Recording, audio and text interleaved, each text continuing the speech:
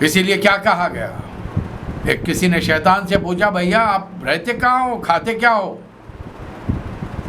ایک سمجھانے کے لیے. تو شیطان کا جواب تھا میں زیادہ تر مسلمان بھائیوں کے گھر میں رہتا ہوں. ہے کیوں؟ اس سے کہ بڑے مزیدار پکوان پکواتے ہیں لوگ، چٹ پٹے، مرچی، مسالے دنیا بھر کے، اور گوشت کے بغیر تو ان کو ہضم ہی نہیں ہوتا. لیکن مسلمان تو ہاں، اس لیے کہ ان میں کی اکثریت اللہ کو یاد کیے بغیر کھانا شروع کر دیتی ہے. اور دوسری چیز یہ، جب اپنے گھروں میں داخل ہوتے ہیں تو دعا پڑھ کے داخل نہیں ہوتے، اللہ کا نام لے کے داخل نہیں ہوتے، گھر والوں پہ سلام نہیں بھیجتے. اس لیے ان کے ساتھ میں گھروں میں گھس بھی جاتا ہوں، ان کے کھانے میں حصہ بھی لے لیتا ہوں. اندازہ لگائیے. دعا کرو، زمزم پیتے وقت دعا کرو، اللہم انی اسألک علما نافعا ورزقا حلالا طیبا واسعا وشفاء من کل داء. بیماریوں کا علاج ہے اس میں.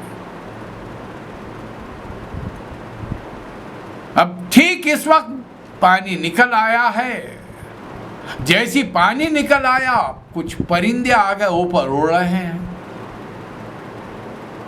کس نے ان کو راستہ بتایا، پتہ دیا کہ بھئی یہاں پر عرب میں اس مقام پر جو طویل عرصے سے بے آب و گیا ہے، پانی کا خطرہ دور دور تک نہیں پایا جاتا، یہاں پر اچانک پانی آ گیا ہے. اور ٹھیک اس وقت اس نیشنل ہائی وے سے قافلہ گزرا بنو جرم کا. ان کو اندازہ ہو گیا یہ کیا ہوا بھائی. انہوں نے پرندوں کو جب اڑتے ہوئے دیکھا تو یہ پرندے تو پانی کے پرندے ہیں، یہاں پانی تو نہیں ہے. اپنے آدمی کو بھیجا ذرا اطراف میں ڈھونڈو کر، تو دیکھا کہ ایک جگہ سے پانی نکل رہا ہے، خاتون ایک چھوٹے بچے کو لیے بیٹھی ہے. قافلے والے آئے، گزارش کی آپ اجازت دیں تو ہم آپ کے ساتھ رہیں گے. اب حضرت حاجرہ کو اور کیا چاہیے؟ کمپنی چاہیے، انسان چاہیے رہنے بسنے کے لیے. سمجھدار خاتون تھی، ان کو اللہ کا حکم کا پتہ ہے، شوہر کی مصروفیت کا، ان کی ذمہ داریوں کا پتہ ہے. لیکن ایک شرط کے ساتھ رکھا کہ پانی پر میرا حق رہے گا. وجہ کیا ہے؟ خاتون ہے، محنت مزدوری نہیں کر سکتے، کھائیں گی پئیں گے کیا؟ پانی پی کر تو ہمیشہ زندہ نہیں رہ سکتے. اب یہ اطراف میں قافلہ و قبیلہ بس جائے گا تو ہوگا کیا؟ کھیتی باڑی ہوگی، کچھ پیداوار ہوگی، کچھ درخت وغیرہ لگائیں گے، وہ لوگ محنت مزدوری کریں گے، ان کو بھی کھانے پینے کا سامان دیتے رہیں گے، پانی پر ان کا اختیار رہے گا. بچہ جوان ہو رہا ہے، جوان ہو گیا بچہ. فلما بلغ معه السعی، کاندھے برابر نوجوان. اب جن جن کے بیٹے کاندھے برابر ہو گئے انہیں اندازہ ہے کہ جوان بیٹے کو دیکھ کر آدمی جو بڑھاپے کے سرحدوں میں داخل ہوتا کتنی خوشی میسر آتی ہے ہر ایک کے سامنے. بڑے بیٹے ہمارے، ان سے ملیے آپ. کیا کہ میرے بڑھاپے کا سہارا ہے، میں ریٹائرڈ ہو جاؤں گا تو یہ کھائے گا، کمائے گا، میری خدمت کرے گا. ویسے کہتا چلوں کہ چونکہ اسلامی تربیت ہمارے گھروں میں کم سے کم ہوتی جا رہی ہے، اولاد سے توقع مت رکھیے. اللہ سے دعا کیجیے کہ آخری سانس تک ہاتھ پاؤں چلاتا رہے، عزت کی روٹی دیتا رہے. آج کی دنیا بہت دین سے دور ہو کر انسان خود غرض ہو چکا ہے، چاہے وہ اولاد ہو یا نہ ہو. بہرحال اب ابراہیم علیہ السلام ادھر چلے گئے، آتے جاتے ہیں، بیٹے کی پرورش دیکھ رہے ہیں. سکھائے کس نے اسماعیل کو آداب فرزندی. وقت کے نبی ہیں باپ، لیکن بٹھا کر لیکچر نہیں دے رہے، خطبے نہیں دے رہے ہیں. سال میں ایک آدھ بار آتے ہیں، ملاقات کر کے جاتے ہیں. اصل بچے کی جو تربیت کی پہلی منزل ہوتی ہے، پہلا مدرسہ، وہ ماں کی گود ہے. کیا سکھاتی ہماری عورتیں اپنے بچوں کو، ہماری ماؤں نے ہمیں کیا سکھایا، ہماری بیویاں ہمارے اولاد کو کیا تربیت دے رہی ہیں، کیا قصے کہانیاں سنا رہی ہیں. دینی معاملات، دینی باتیں سناتی ہیں یا بس ڈسکو کے گانے سنتے رہتی ہے؟ تو پھر وہ بھی دنیا میں بھی آئے گا تو ڈسکو کرتا ہوا آئے گا، اور زندگی میں آپ کو ہم کو ڈسکو کرا دے گا. گھر سے دین کا شعور ختم ہو جائے گا تو پھر نتیجے بھگتنا پڑے گا امت مسلمہ کو. اللہ نے کھانے کمانے کا موقع دیا تو یہ نہیں کہ گھر میں ہمیشہ ڈی جے بجتا رہے، فلمیں چلتی رہیں، گانے چلتے رہیں، میوزک کے بغیر چین و سکون نہ ہو. میں اس لیے پریکٹیکل کہہ رہا ہوں کہ ہاں ایک زمانہ تھا جہالت کا، جب تک مہدی حسن کو نہیں سنے جوانی میں رات کو نیند نہیں آتی تھی. گلف میں آئے اور زیادہ شوق ہو گیا، ہر قسم کی چیزیں جمع کر کے رکھی. لیکن جب دین کا شعور آیا تو اس زمانے کے آڈیو کیسٹ کو ہم نے مسلمان کر دیا. مطلب ان گانوں کی جگہ پر دینی دروس، احادیث، قرآن کے ترجمے، تفاسیر، اس کے ذریعے ان کو مشرف کیسٹوں کو، آڈیو کیسٹوں کو مشرف اسلام کر دیا. الحمدللہ بچہ جوان ہو گیا. ادھر دوسرے بیٹے کی خوشخبری دینے کے لیے فرشتے خوبصورت شکلوں کے نوجوانوں کی شکل میں پہنچ گئے، اور وہاں یہ پہلی بیوی حضرت سارہ کو اطلاع دی گئی، فَبَشَّرْنَاهُ بِغُلَامٍ عَلِيمٍ، علم والا بیٹا. یہ کون ہے؟ حضرت اسحاق علیہ السلام. اور وہاں سے فرشتے کیوں اطلاع دی؟ بیٹا پیدا ہو رہا ہے. قریب کے علاقے میں لوط علیہ السلام کو جو جوان ہو چکے ہیں، نبوت پر فائز کیا ہے، اور وہ قوم ہوموسیکسولیٹی جیسے مکروہ عمل میں مبتلا ہے، پوری قوم کے مرد، اور ان میں مدد کرتی ہے نبی کے وقت بیوی. پوری قوم کو پتھروں کی بارش سے ہلاک کرنا ہے. ایک طرف نبی کی پیدائش کی خوشخبری، دوسری طرف قوم کی ہلاکت. نوح علیہ السلام کو بچا لیا بیٹیوں کے ساتھ، اور پوری قوم کو ہلاک کر دیا. اب اس سال ادھر آئے، وہاں بیگم خوش ہیں کہ بیٹا ہو گیا. بڑھاپے میں پہلے تو سر پیٹا، فسکت وجہ قالت عجوز عقیم ھذا بال شیخ. یہ بوڑھے ہیں، ضعیف ہو چکے ہیں، یہ عمر میں تم ہم کو بشارت دے. میں بانج ہوں، 40-50 سال سے ان کے ساتھ زندگی زواجی تعلقات ہے، ابھی تک اولاد نہیں، اچانک کیسے ہوگی؟ قال کذالک، اللہ دے گا. اب اس بار جب مکہ آئے بے اولاد کو دیکھنے کے لیے، اللہ نے خواب دکھایا، فوری بیٹے کو بلایا، صاف صاف کہہ دیا، یا بنی انی اری فی المنام اذبحک فانظر ماذا تری. بیٹا میں نے خواب دیکھا کہ میں تمہیں ذبح کر رہا ہوں. اور نبی کا خواب بھی اللہ کا حکم وحی کی شکل ہوتی. اب دیکھیے ماں نے کیا تربیت کی ہے، بیٹے کا کیا پیارا جواب، یا ابا تفعل ما تؤمر ستجدنی انشاءاللہ من الصابرین. ابا جان، جو اللہ نے آپ کو حکم دیا اس پر عمل کیجئے، آپ مجھے صابر پائیں گے، اف نہیں کہوں. اب لے کر بستی سے مینا کی طرف چل پڑے. راستے میں 3 جگہ شیطان، اور روایات ہے 3 جگہ شیطان نے روکنے کی کوشش کی، وسوسے ڈالے ہوں گے. پہلے تو بیوی کے دل میں وسوسہ ڈالا ہوں گا، میاں تو ویسے ہی آپ سے دور رہتے ہیں، سال میں 2 سال میں ایک بار آتے ہیں، ایک بچہ سہارا آپ کا، اسے بھی شہید قتل کرنے لے جا رہے ہیں، ذبح کرنے کے لیے. نہیں، بیٹے کے دل میں ڈالا ہوگا، ابا میاں آپ کی جانی 80-90 سال کی عمر ہوگی، جانے کی عمر آپ کی ہے یا میری، آپ مجھے ذبح کر رہے ہیں آپ. نہیں، شیطان نے 3 جگہ پر روکنے کی کوشش کی، کنکریاں ماریوں سے، اور لے گئے مینا کے میدان میں، اور وہاں پر آنکھوں پر پٹی باندھی. کس لیے؟ احتیاطاً، کہیں جوان بیٹے کی صورت کو دیکھ کر ہاتھ کانپ نہ جائے، تھر تھرا نہ جائیں. اللہ کے حکم کی تعمیل میں رتی برابر مجھ سے کوئی کمی نہ رہ جائے. فَلَمَّا أَسْلَمَ وَتَلَّهُ لِلْجَبِينِ، پیشانی کے بل، منہ کے بل لٹا دیا، چھری رکھی اور چلا دی. اپنی دانش میں بیٹے کو ذبح کر دیا. اللہ تعالیٰ نے آواز دی، یا ابراہیم قد صدقت الرؤیا ان کذالک نجزی المحسنین ان ھذا لہو البلاء المبین. بہت بڑا امتحان تھا، آپ نے خواب کو سچا کر دکھایا. وہ فدیناہ بذبح عظیم. اب ذرا آنکھ کھول کے دیکھیے کیا ہے، بیٹا بازو کھڑا ہوا ہے، سامنے مینڈا ذبح ہے. سیکنڈز میں حضرت جبرائیل نے بیٹے کو ہٹایا، دمبے کو ذبح لا کے رکھ دیا. چھری چلی تو دمبے پر چلی، بکرے پر چلی. ان کذالک نجزی المحسنین، ہم احسان لوگوں کو ایسے ہی، محسن لوگوں کو ایسا ہی نام دیا کرتے. اب اللہ کا حکم آیا کہ ابراہیم اور اسماعیل دونوں انطہر بیتی للطائفین والعاکفین والرکع السجود، میرے گھر کو پاک کیجئے طواف کرنے والوں کے لیے، اعتکاف کرنے والوں کے، رکوع اور سجود نماز پڑھنے والوں کے لیے. اور پھر دونوں باپ بیٹوں نے کعبۃ اللہ تعمیر کرنا شروع کیا. وَإِذْ يَرْفَعُ إِبْرَاهِيمُ الْقَوَاعِدَ مِنَ الْبَيْتِ وَإِسْمَاعِيلُ رَبَّنَا تَقَبَّلْ مِنَّا إِنَّكَ أَنْتَ السَّمِيعُ الْعَلِيمُ. کیا دعائیں ہیں. یہ نہیں کہ دنیا دے دے، دنیا جتنی مقدر ہے مل کے رہے گی. البتہ اللہ کے راستے پر چلتے ہوئے اور مزید مانگیے. مانگنے سے اللہ منع نہیں کر رہا. اللہ تقدیر لکھنے والا ہے، جہاں 50 لکھا 100 لکھے گا، جہاں 100 لکھا 1000 لکھے گا. تقدیر وہ تبدیل کر سکتا ہے. تقدیر کا مجھے اور آپ کو پتا کیا ہے؟ ہم کیا جانتے ہیں؟ ہمیں معلوم ہے تقدیر لکھی ہوئی ہے نبیوں کے ذریعے.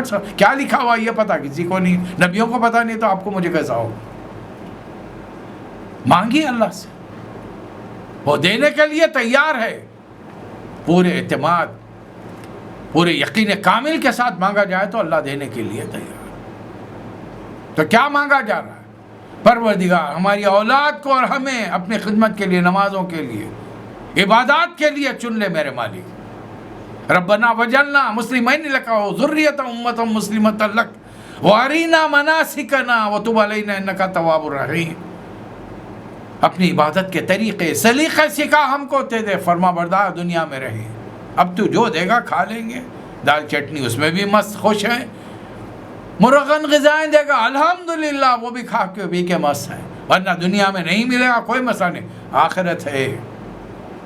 پھر ایک دعا کی دونوں باپ بیٹوں نے عظیم الشان پر، ربنا وبعث فیہم رسولا منہم یتلو علیہم آیاتک ویعلمہم الکتاب والحکمہ ویزکیہم. اے اللہ اس بستی میں ایک نبی اٹھا جو تیری آیات پڑھ کر سنائے، لوگوں کو علم و حکمت کی باتیں بتائے، پاکی کی تعلیم دے. تو بڑا جاننے والا زبردست صاحب اقتدار ہے. کعبۃ اللہ کی تعمیر ہو رہی ہے. دو عظیم الشان باپ بیٹے، دو پیغمبر، ایک خلیل اللہ دوسرے ذبیح اللہ. اللہ سے دعا کرے کہ اس علاقے میں ایک نبی اٹھا.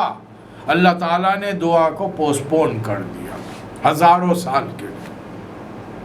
ادھر جو دوسرا بیٹا آیا تھا حضرت اسحاق علیہ السلام، ان کے ذریعے اللہ تعالیٰ نے پیغمبروں کی ایک چین لگا دی، سلسلہ وار پیغمبر در پیغمبر در پیغمبر. اسحاق علیہ السلام پیغمبر بیٹے، یعقوب علیہ السلام پیغمبر بیٹے، یا یوسف علیہ السلام پیغمبر، اور حضرت عیسیٰ علیہ السلام تک بنی اسرائیل میں 20 پیغمبر بھیجے اللہ تعالیٰ. یہ اللہ کی شان کریمی ہے. دعا مانگی ادھر کے لیے اور اللہ پیغمبر دے رہا ادھر نہیں دیا.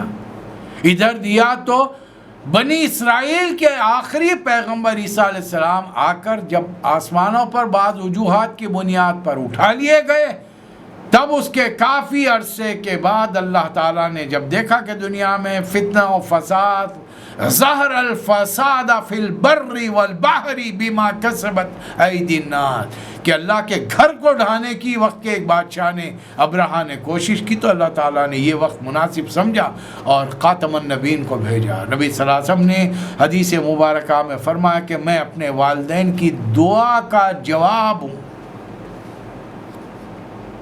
ابراہیم اور اسماعیل علیہ السلام کی دعا کا جواب. پھر اللہ تعالیٰ نے نبوت کے دور میں حضرت ابراہیم علیہ السلام کو معراج کرائی. جب ابراہیم علیہ السلام نے فرمائش کی پروردگار ربی ارینی کیف تحیی الموتیٰ، پروردگار مردے میں جان کیسے ڈالتا؟ اولم تؤمن، کیوں آپ کو یقین نہیں ہے؟ قالوا بلا، قال بلا، یقیناً اطمینان ہے، ولکن لیطمئن قلبی، مجھے اطمینان قلب چاہیے. جب دنیا والوں کے سامنے اسلام کی دعوت رکھوں تو پھر پورے آتھنٹسٹی کے ساتھ، پوری یقین کامل کے ساتھ رکھوں. اللہ نے فرمایا ٹھیک ہے. 4 پرندوں کو اپنے سے مانوس کر لیا، پالی ہے ان کو چند دنوں تک. انہیں مانوس کر لیجئے اپنے سے کہ عشاء آپ دیکھیں گے کبوتر پرندے وغیرہ لوگ ٹرین کرتے ہیں، ان کی ایک سیٹی پر اڑ کے جاتے ہیں، سیٹی پر اڑ کے واپس آ جاتے ہیں. مانوس کرنا اپنے سے. پھر جب مانوس ہو جائیں، آپ کے اشاروں کو سمجھنے لگیں، آپ کے اشارے پر آنے جانے لگیں، تو انہیں ذبح کر دیجئے. 4 پہاڑوں پر ان چاروں پرندوں کو ان کے خیمے کو لے جا کر رکھیے، درمیان میں کھڑے رکھیے اور انہیں پکاریے.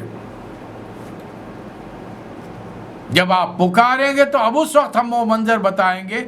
وہ پرندے جو خیمہ ہو چکے ہیں، ان کے ذرے ذرے بکھر چکے ہیں، کیسے ہم انہیں جمع کرتے ہیں، کیسے ان میں جان ڈالتے ہیں، اور کیسے وہ آپ کے اشارے پر دوڑتے ہوئے چلے آتے ہیں.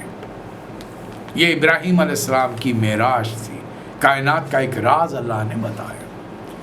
کعبۃ اللہ تعمیر ہو گیا. اللہ تعالیٰ نے حکم دیا وَأَذِّن فِي النَّاسِ بِالْحَجِّ، اور لوگوں کو آواز دیجیے حج کے لیے. حضرت ابراہیم علیہ السلام لوگوں کو آپ آواز دے کر بلائیے، اللہ کے گھر کی زیارت کے لیے وہ آئے. یَأْتُوکَ رِجَالٌ وَعَلَىٰ كُلِّ ضَامِرٍ یَأْتِینَ مِن كُلِّ فَجٍّ عَمِیقٍ. اس زمانے میں کوئی سیٹلائٹ نہیں تھا، اس زمانے انٹرنیٹ نہیں تھا. اللہ کا حکم ہے پکاری. محنت کرنا بندے کا کام ہے، رزلٹ نکالنا، نتیجے دینا اللہ کا کام ہے. آپ آواز لگائیے، ہم دیکھیے کیسے آواز کو ساری دنیا تک پہنچاتے ہیں. وہ دن تھا اور آج کا دن ہے. حج کبھی منسوخ نہیں ہوا. ہر سال ہزاروں لاکھوں ہوتے ہوئے آج ایک حج کے موقع پر 25 لاکھ 30 لاکھ دنیا کے ایوری نوک اینڈ کارنر سے مسلمان جمع ہوتے ہیں اور دنیا والوں کو ایک سبق دیتے ہیں، لیکن خود سبق لے کر نہیں جاتے. یہ آخری عبادت ہے مسلمانوں کی. کلمہ پڑھنے والے پر پہلے نماز کے ذریعے اپنے آپ کو فحش و منکر سے روکو، اپنے آپ کو ڈسپلن بناؤ. 5 وقت کی نمازوں کا باجماعت وقت مقرر. ان الصلاۃ کانت علی المؤمنین کتابا موقوتا. پھر اس کے بعد میں روزے رکھو، اپنے نفس پر کنٹرول کرو. وہ جو چھوٹی موٹی برائیاں نماز پڑھنے کے باوجود تمہیں در آئی ہیں، 1 مہینے میں تمہیں 12 گھنٹے 14 گھنٹے خیال رہے اللہ دیکھ رہا ہے. کوئی دیکھے نہ دیکھے. کھانے کا دانہ جو منہ میں داڑھ میں اٹک گیا تھا، پانی کا خطرہ غرارے کے ذریعے جو حلق میں جا سکتا ہے، یہ جانے نہ پائے کہ روزہ خراب ہو جائے. مال سے محبت کم کرو. بہت کما لیا، 2.5% نکالو اس میں سے. صدقہ و خیرات الگ ہوتے رہے. پڑوسیوں کی مدد، اس لیے کہ تمہارے مال میں حق معلوم للسائل والمحروم وذی القربى والیتامى وابن السبیل، سب کے لیے حصے ہیں. یہ مال اللہ کے مال کو جو اس نے تمہیں دیا، تم ان کے بندوں پہ خرچ کرتے رہو. پھر جب یہ 3 عبادتوں میں کسی درجے پر ایک مقام و مرتبہ تمہیں حاصل ہو جائے، ان میں پرفیکشن آ جائے، تو اب حج کے لیے جاؤ. کروڑوں کی جائیداد بنائیے، سر پہ لے کے نہیں آ سکتے. ہوائی جہاز میں یا پانی کے جہاز میں لے کر سفر نہیں کر سکتے. بینک میں بہت سارا سرمایہ ہے، ساتھ لے کے نہیں جا سکتے. خاندان قبیلے والے ہیں، سب کو لے کے نہیں جا سکتے، اکیلے جانا ہے.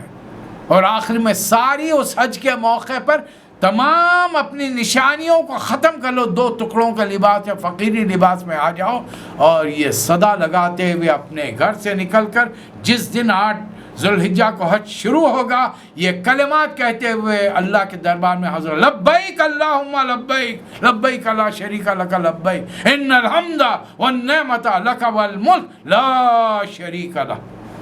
30 لاکھ لا شریک لہ کہتے ہوئے جاتے تو ہیں، لیکن جب واپس آتے ہیں تو پھر سینوں میں بت ابھی سمائے ہیں. شرک سے دوری اختیار نہیں ہے.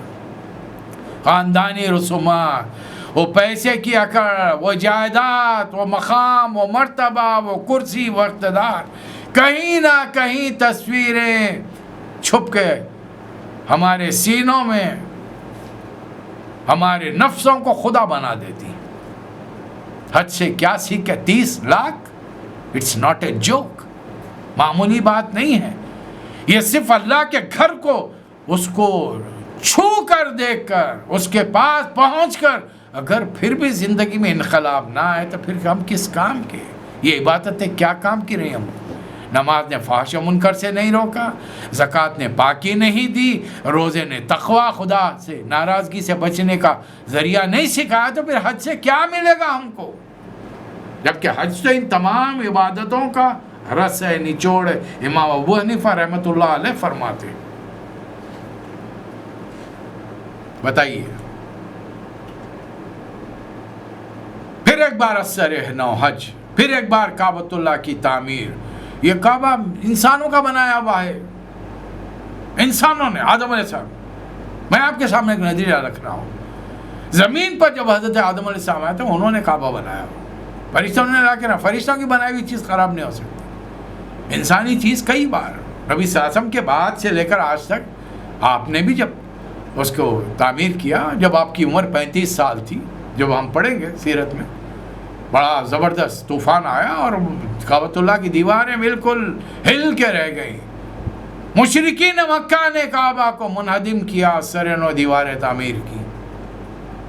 اس کے بعد میں رسول اللہ علیہ وسلم کے بعد میں حجاج بن یوسف منجبیق کے ذریعے جب توپ کے گولے چلے تو کعبۃ اللہ کی دیواریں منہدم ہو گئی. کوئی مسئلہ نہیں ہے اس میں، کوئی مسئلہ نہیں. اللہ کیا چاہتا ہے؟ مسجد ڈھا دو، کعبہ ڈھا دو، کسی مسلمان کا، کسی انسان کا دل مت توڑو. یہ چیزیں ٹوٹنے کی ہیں، یہ دنیا کی، اور قیامت سے پہلے کیا ہوگا؟ سب چیزیں ختم ہو جائیں گی.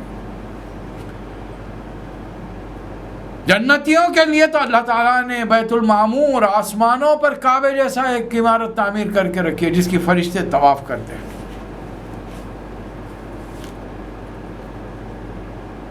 حج کے لیے سزا دیجیے. اب ابراہیم علیہ السلام اپنے مقام پر، مستقر پہ لوٹ گئے. وہاں پر اب ایک وقت میں 4 پیغمبر تبلیغ کریں. ابراہیم علیہ السلام، لوط علیہ السلام مکہ مکرمہ، لوط علیہ السلام جارڈن میں، ابراہیم علیہ السلام فلسطین اور مصر کے علاقوں کے اندر، حضرت اسماعیل علیہ السلام عرب کی سرزمین پر ہیں. پھر بیٹے دوسرے بیٹے جوان ہو گئے، حضرت اسحاق علیہ السلام فلسطین میں تبلیغ کر رہے ہیں. ایک وقت میں 4 پیغمبر ہو سکتے ہیں الحمدللہ. یہ کچھ مختصر واقعات تھی اور میں نے ابراہیم علیہ السلام کے 2 بیٹوں کا ذکر کیا. کیوں کیا؟ ایک بیٹے کی نسل سے بے شمار پر اللہ نے پیغمبر بھیجے، دوسرے کی بیٹے، بڑے بیٹے کی نسل سے پیغمبر بھیجے، انہیں آخری خاتم النبیین کو بھیجا جن کے امتی میں اور آپ ہیں. اور دوسرے بیٹے کی نسل سے تقریباً قوموں کو اللہ نے تباہ کیا، برباد کیا، لیکن ایک نسل کو باقی رکھا، بنو اسرائیل، یعقوب علیہ السلام کے ماننے والوں کو. اور ان میں بھی اس پیغمبر کے ماننے والوں کو آج تک قائم رکھا ہے، جو 2 ہیں. ایک موسیٰ علیہ السلام کے ماننے والے جو اسلام، پیغمبر اسلام، قرآن اور آپ کے میرے بدترین دشمن ہیں. لَتَجِدَنَّ أَشَدَّ النَّاسَ عَدَاوَةً لِلَّذِينَ آمَنُوا الْيَهُودَ وَالَّذِينَ أَشْرَكُوا. ایمان والوں کی بدترین دشمنی میں تم پاؤ گے الیہود، اور جو لوگ اقرب بالمودہ، مروت کے لحاظ سے تمہارے قریب ہوں گے، الذین قالوا انا نصارى، عیسیٰ علیہ السلام کے ماننے والے. لیکن نہیں، آج موسیٰ علیہ السلام کے ماننے والوں نے ان کو مسلمانوں کے مقابلے میں لا کر ٹھہرا کر دیا ہے. اب موسیٰ علیہ السلام کے ماننے والے اپنے مسیح کے انتظار میں ہیں. امریکہ کی سڑکوں پر بڑی گاڑیوں کے پیچھے جیزس از ارائیونگ، مسیح از کمنگ. ہمیں اندازہ نہیں. ہمارے نبی نے سب سے بڑھ کر ہم کو ڈرایا تھا. ہمیں پتہ ہی نہیں کہ کیا ہونے والا ہے کل. رسول اعظم کی قیامت، رسول اعظم نے قیامت کی نشانی میں یہ بھی فرمایا کہ جب تمہاری مسجدوں میں جمعہ کے خطبوں میں دجال کے بارے میں گفتگو ہونا بند ہو جائے تو سمجھو کہ قیامت قریب ہے، دجال کے ظاہر ہونے کا وقت قریب ہے۔ دجال جب آ جائے گا دنیا میں، ٹھیک اسی وقت اللہ تعالیٰ اصل مسیح کو بھیجیں گے، مسیح ابن مریم، عیسیٰ علیہ الصلوۃ، عیسیٰ ابن مریم جو ہمارے مسیح ہیں۔ ایک مسیحت دجال ہے، ایک مسیح ابن مریم۔ ہم کس کی تلاش میں ہیں؟ ہم ان کے لیے دعائیں بھی نہیں کریں کہ اللہ بھیج انہیں۔ ان کے لیے ہم جب وہ آئیں گے تو ہم پہچانیں گے کیسے؟ ہم اتنے نیک عمل کریں کہ ان کے پاس جائیں گے۔ ان سے پہلے دنیا میں حضرت اللہ تعالیٰ مسلمانوں کا لیڈر بھیجے گا جو امام مہدی ہوں گے، اور آپ کی اطلاع کو جان کے بڑی حیرانی ہوگی، آخری مسلمانوں کے لیڈر سے لڑنے کے لیے بدعتی مسلمانوں کا ایک بڑا گروہ، ایک بڑی فوج ان سے لڑنے کے لیے جائے گی۔ مسلمان سے لڑنے جائیں گے۔ خدا نہ کرے وہ میری اور آپ کی اولاد اور نسل ہوں۔ غیر تو ہم سے زیادہ تعلیم یافتہ ہیں، ان کے پاس جبکہ یہ معلومات نہیں ہیں جو رسول اللہ صلی اللہ علیہ وسلم نے ہم کو دی ہیں۔ وہ تو اپنے مسایہ کے دجال کے انتظار میں ہے اور پوری دنیا کی بساط سجا کے رکھی ہے۔ He can appear any time۔ اور جب وہ آئے گا تو ایک ایک دن میں لاکھوں رسول اللہ صلی اللہ علیہ وسلم کے نام لیوا، کروڑوں کی تعداد میں غیر مسلم، صبح مسلمان تھے، شام میں مرے تو پتہ چلا کہ کافر ہو گئے، مشرک ہو گئے۔ اور دوسری جانب جن کے پاس علم ہوگا، قرآن کا، سیرت کا علم ہوگا، احادیث نبوی کا علم ہوگا، وہ بچیں گے۔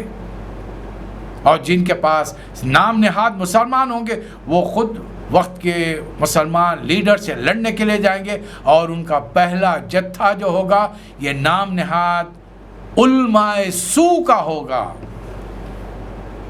اس لیے ہر کسی کو مت سنیے، اتنا فرق تو اللہ تعالیٰ نے آپ میں دیا ہے نا، فَعَلَّمَهَا فُجُورَهَا وَتَقْوَىٰ، خیر اور شر کیا ہے، اصلی احادیث کہاں پیش کی جا رہی ہیں، اصلی قرآن کی آیتوں کی روشنی میں کون بات کر رہا ہے، یہ پہچان آپ میں اگر نہیں رہی اور آپ ہر چیز علم غلم سنتے رہے، نتیجے کے ذمہ دار آپ ہوں گے۔